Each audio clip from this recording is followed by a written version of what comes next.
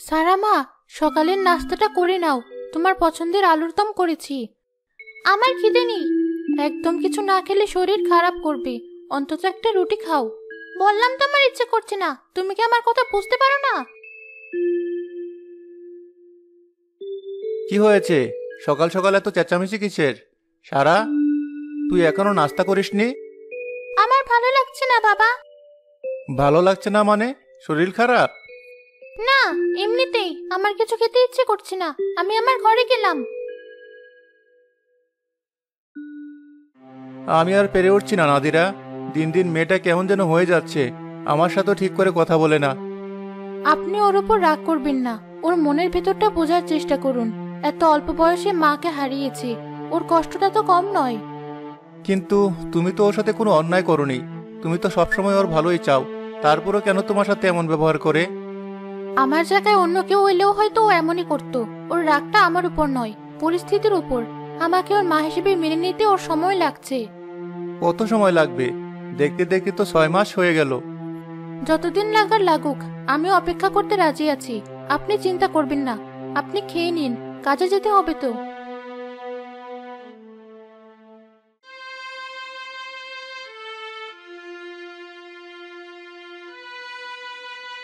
মা, তুমি সব দেখতে পাচ্ছ? বাবা কেমন বদলে গেছে। আমার কথা এখন আর ভাবেও না। সারাক্ষণ শুধু নতুন মানুষটাকে নিয়ে ব্যস্ত। আমার একটুও ভালো লাগে না। সারা, ভেতরে আসতে পারি? আবার কি চাই? বাগান থেকে তোমার জন্য বেলি ফুল এনেছি। তোমার মা নাকি এই ফুল খুব ভালোবাসতেন। তোমার বাবা বলছিলেন। আমার মায়ের পছন্দের কথা তোমাকে ভাবতে হবে না। আর আমার ঘরে আসার আগে অনুমতি নেওয়ার ভদ্রতাটুকু অন্তত শিখবে। আমি তো দরজায় টোকা দিয়েছিলাম। টোকা দিলেই ঘরে ঢুকে পড়তে হয় না, উত্তরের জন্য অপেক্ষা করতে হয়। এখন তুমি এখান থেকে যাও। আমার একা থাকতে ভালো লাগছে।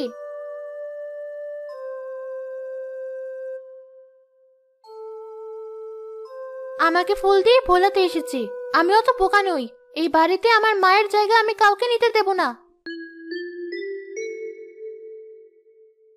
ভাবি, জামান ভাই কই?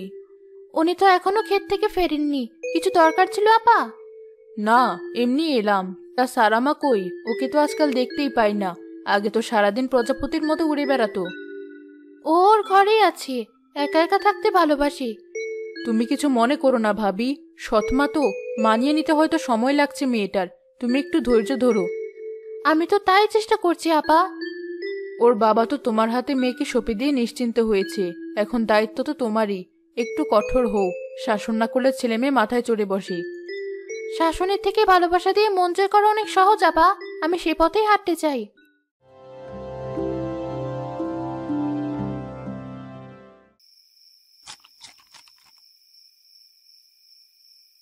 সারা, কাল তো শুক্রবার। চল তোর খালাবাড়ি থেকে ঘুরে আসি।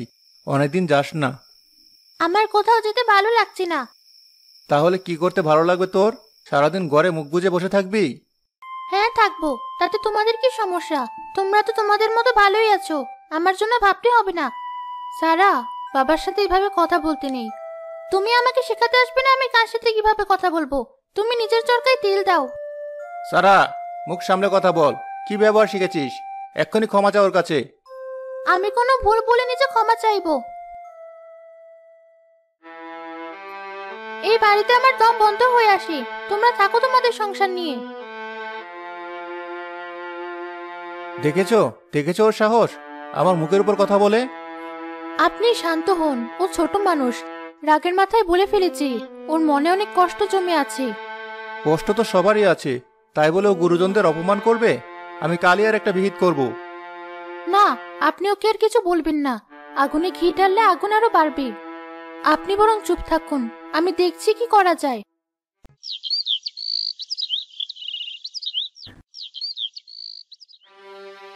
আপনার শরীর তো জ্বরে পুড়ে যাচ্ছে।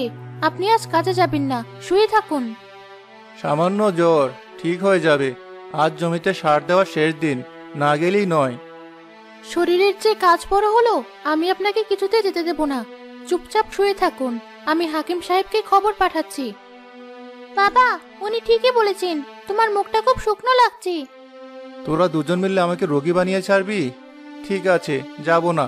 কিন্তু হাকিম সাহেবকে ডাকার দরকার নেই। আপনার তো জ্বর বেড়েই চলেছে, আপনি তো কিছুই খাচ্ছেন না। মুখে স্বাদ পাচ্ছি না, কিছুই ভালো লাগছে না। আমি তোমার জন্য লেবুর শরবত করে আনি বাবা। আন।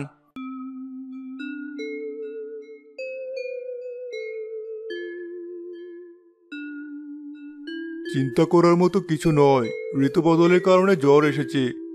আমি ওষুধ লিখে দিচ্ছি, 2 দিনের মধ্যেই ঠিক হয়ে যাবে। উনি তো কিছুই খেতে চাইছেন না হাকিম সাহেব। জোর করে খাওয়ানোর দরকার নেই, ফলের রস বা শরবত দিন, আর পূর্ণ বিশ্রামে রাখতে হবে। 2 দিন কেটে যায়, জামানের অবস্থা আরো খারাপ হয়। জ্বর কমার কোনো লক্ষণ নেই। বাবা তো চোখই খুলছে না, শুধু ভুল বকছি। হাকিম সাহেবের ওষুধ তো কোনো কাজই হচ্ছে না, আমার খুব ভয় করছে সারা। ভাবি, আমার তো লক্ষণ ভালো মনে হচ্ছে না। গ্রামের পশ্চিমে আফতাব চাচারও তো ঠিক এমন জ্বর হয়েছিল, মানুষটা 3 দিনের বেশি টেকেনি। চুপ করুন আপনি, আমার বাবার কিছু হবে না। সালমা আপা, আপনি এখন যান, আমাদের একটু একা থাকতে দিন। নাদিরা আবার হাকিম সাহেবকে ডেকে পাঠায়। আমি খুবই দুঃখিত, এটা সাধারণ জ্বর নয়। এই রোগের লক্ষণ আমার পরিচিত নয়, আমার জ্ঞানে এর চিকিৎসা নেই। তার মানে কি আপনি বলতে চান বাবার কোনো চিকিৎসা নেই? গ্রামের চিকিৎসা দিয়ে হয়তো একে সারানো যাবে না। আপনারা উপরওয়ালার কাছে দোয়া করুন, তিনি একমাত্র ভরসা। আমার বাবাকে বাঁচাও, তুমি যা বলবে আমি তাই শুনবো, আমার বাবাকে কিছু হতে দিও না। ওঠো সারা, এভাবে ভেঙে পড়লে চলবে না, আমাদেরই তো এখন সবচেয়ে বেশি শক্ত থাকতে হবে। নাদিরা কিছুক্ষণ কি যেন ভাবে। আমার একটা কথা মনে পড়ছে। কি কথা? আমার দাদি বলতেন, আমাদের গ্রামের উত্তর দিকে যে জঙ্গল আছে, সেই জঙ্গলের গভীরে এক ধরনের পাতা পাওয়া যায়, নাম সঞ্জীবনী পাতা।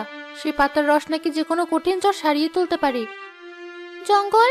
ওই জঙ্গলের নাম শুনলে তো মানুষ ভয় পায়, লোকে বলে ওখানে যে যায় সে আর ফেরে না। লোকে অনেক কথাই বলে, কিন্তু আমার দাদির কথা আমি বিশ্বাস করি। তিনি ছিলেন একজন জ্ঞানী মানুষ, তিনি নিজেও জঙ্গল থেকে অনেকবার ঔষধি গাছ এনেছেন। কিন্তু এখন তো রাত, এই রাতের বেলায় ভয়ঙ্কর জঙ্গলে তুমি একা যাবে? তোমার বাবাকে বাঁচাতে হলে আমাকে যেতেই হবে। সকাল হওয়ার আগে ওই পাতা না নিয়ে ফিরলে হয়তো অনেক দেরি হয়ে যাবে।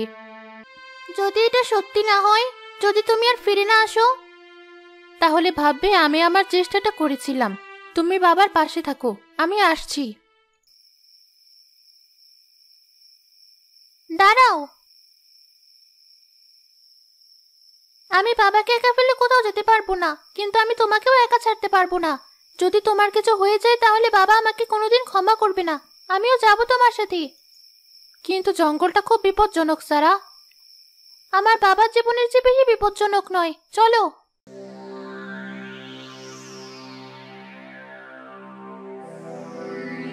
একবার ভালো করে ভেবে দেখো সারা, ভেতরে ঢোকার পর ফেরার পথ খুঁজে পাওয়া কঠিন হতে পারে। আমি আমার সিদ্ধান্ত বদলাবো না, চলো। কি ভয়ঙ্কর জায়গা, কোনো শব্দও নেই। জঙ্গলের নিয়মই এটা, রাত বাড়লে সব চুপচাপ হয়ে যায়। আমার হাতটা ধরো, তাহলে ভয় কম লাগবে। দাদি বলতেন জঙ্গলের একেবারে মাঝখানে একটা মস্ত বড় বটগাছ আছে, সে গাছের গোড়াতেই এই পাতা জন্মায়। আমাদের সে গাছটা খুঁজে বের করতে হবে। এত বড় জঙ্গলে কিভাবে খুঁজবে? একটা উপায় আছে, দাদি বলেছিলেন ওই বটগাছের ডালপালা থেকে জোনাকি পোকার মতো মৃদু আলো বের হয়। আমাদের সেই আলোর সন্ধান করতে হবে।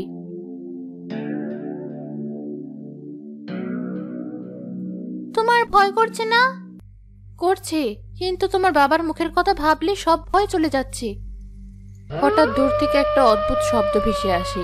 সারা ভয়ে নাদিরাকে জড়িয়ে ধরে। ওটা কিসের শব্দ? মনে হয় কোনো বন্য জন্তুর ডাক। ভয় পেও না, ওরা সাধারণত মানুষের কাছে আসে না। আমরা নিঃশব্দে হেঁটে যাই।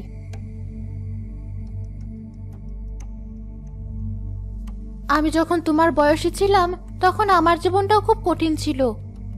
কেন? আমার সৎমা আমাকে একদমই সহ্য করতে পারতেন না।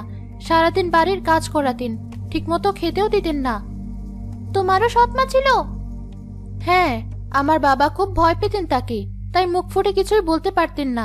আমি খুব একা ছিলাম, শুধু আমার দাদি ছিলেন যিনি আমাকে আগলে রাখতেন।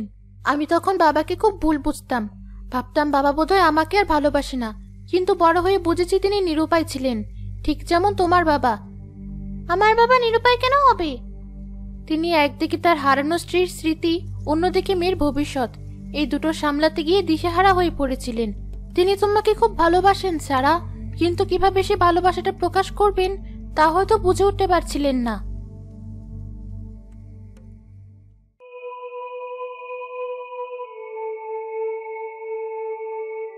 ওই দেখো।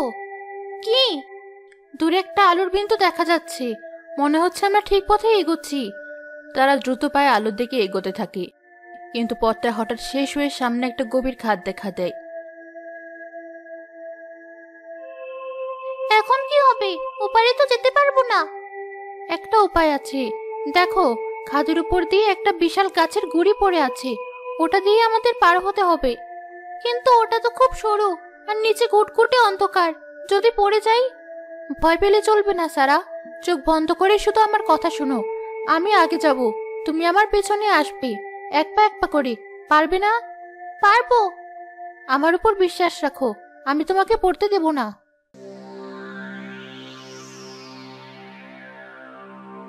এসো, আমার হাত ধরো।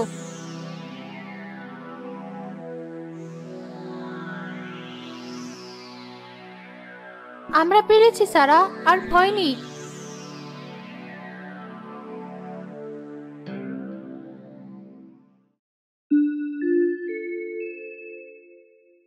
ওই তো সেই বটগাছ, দেখো কি সুন্দর আলো বের হচ্ছে। তারা বটগাছের কাছে পৌঁছায়। গাছের গোড়ায় সবুজ রঙের এক ধরনের ছোট গাছ। এটাই কি সঞ্জীবনী পাতা? হ্যাঁ এটাই, তাড়াতাড়ি তুলে নাও, আমাদের ফিরতে হবে।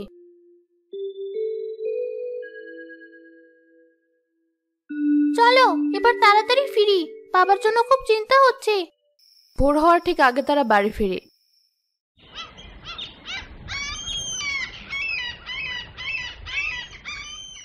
সালমা উঠানে চিন্তিত মুখে পায়চারি করছিল।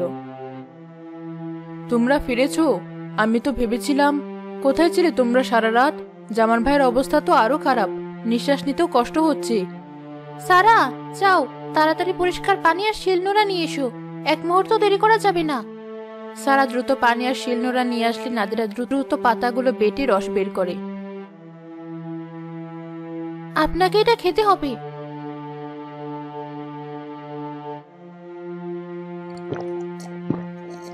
কিছুক্ষণ পর জামানের শরীর দিয়ে ঘাম চড়তে শুরু করে। এ কি, গা তো আরো গরম হয়ে গেল, তোমরা ওকে কি খাওয়ালে?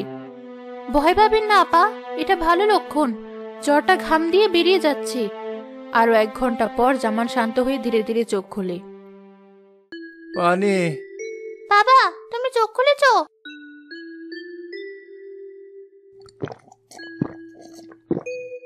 আমি কোথায়?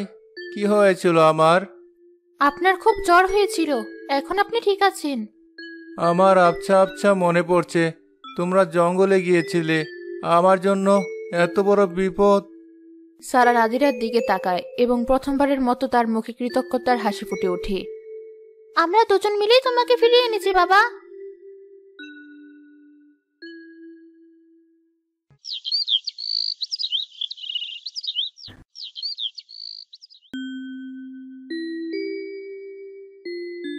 তুমি পেঁয়াজগুলো কেটে দাও, আমি মশলাটা বেটে নিই।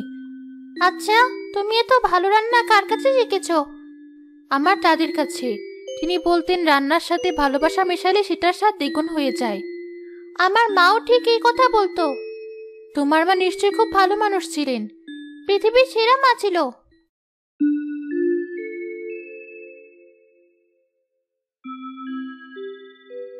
বাহ, আজকের খাবারটা তো দেখতেই অসাধারণ লাগছে, মনে হচ্ছে যেন কোনো উৎসবের আয়োজন হয়েছে। আপনার মেয়ে আজ আমার সাথে হাত লাগিয়েছে, তাই হয়তো রান্নার স্বাদ একটু বেশি ভালো হয়েছে। সত্যি নাকি মা? তুই রান্না করেছিলি? আমি তেমন কিছু করিনি, শুধু সাহায্য করছিলাম। যাই করেছিস খুব ভালো করেছিস। অনেকদিন পর বাড়িতে এমন শান্তির পরিবেশ দেখছি। তোদের দুজনকে একসাথে দেখে আমার যে কি আনন্দ হচ্ছে তা আমি বলে বোঝাতে পারবো না।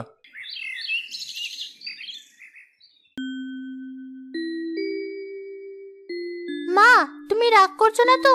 আমি জানি তোমার জায়গা কেউ নিতে পারবে না, কিন্তু উনি খুব ভালো মানুষ। বাবা এখন অনেক খুশি থাকে। আমিও ভালো আছি মা, তুমি কোনো চিন্তা করো না। তুমিও খুশি থেকো।